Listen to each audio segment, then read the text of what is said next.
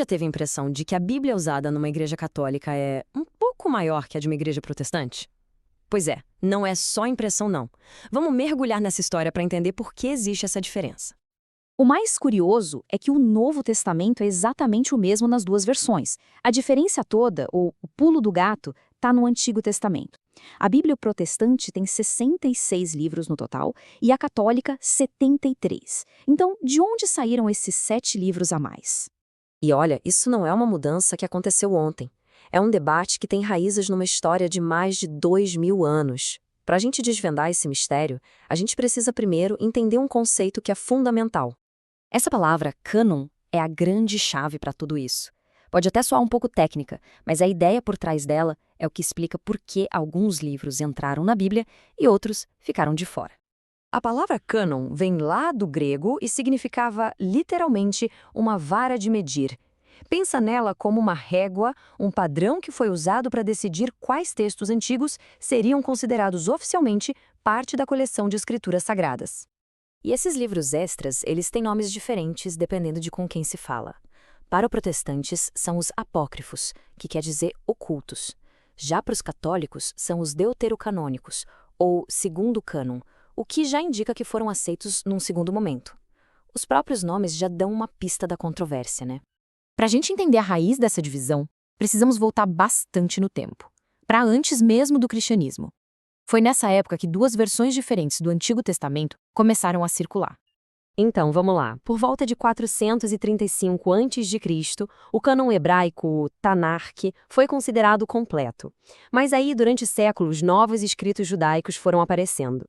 Uma tradução super importante para o grego, a Septuaginta, foi feita lá por 250 a.C. e acabou incluindo esses livros mais recentes. Quando Jesus e os apóstolos viveram, eles citavam principalmente as escrituras do cânon hebraico original. Isso acabou criando uma situação fascinante. A igreja cristã primitiva tinha, na prática, acesso a duas grandes coleções do Antigo Testamento. Uma era o cânon hebraico original e a outra era a Septuaginta, essa tradução grega super popular, que era mais longa e tinha os livros adicionais. Agora, curiosamente, o processo para definir o Novo Testamento foi bem mais consensual. Entender rapidinho como esses 27 livros foram reconhecidos ajuda a gente a colocar em perspectiva todo o debate sobre o Antigo Testamento. A igreja primitiva não fez uma votação para criar uma lista, sabe? Foi mais um processo de reconhecimento dos livros que já eram muito aceitos e que cumpriam 3 critérios básicos. Tinham alguma ligação com o apóstolo, batiam com a fé central da igreja e já eram usados em todo lugar pelas comunidades. E isso nos leva a um mito muito, mas muito popular mesmo, que a gente vê em livros e filmes sobre como a Bíblia foi montada. Pois é, essa ideia de que um imperador romano simplesmente escolheu os livros da Bíblia não se sustenta historicamente. A verdade é que a maior parte do Novo Testamento já era reconhecida e usada pelas igrejas lá no século II, muito antes de Constantino ou do Concílio de Nicéia sequer existirem. Então, do que eles falaram de verdade em Nicéia? Bom, os registros históricos são bem claros. O foco era a divindade de Cristo, a data da Páscoa e regras para os líderes da igreja. A lista de livros da Bíblia nem estava na pauta de discussão. Ok, agora que a gente já esclareceu alguns pontos, vamos finalmente conectar todas as peças e resolver o mistério daqueles 7 livros.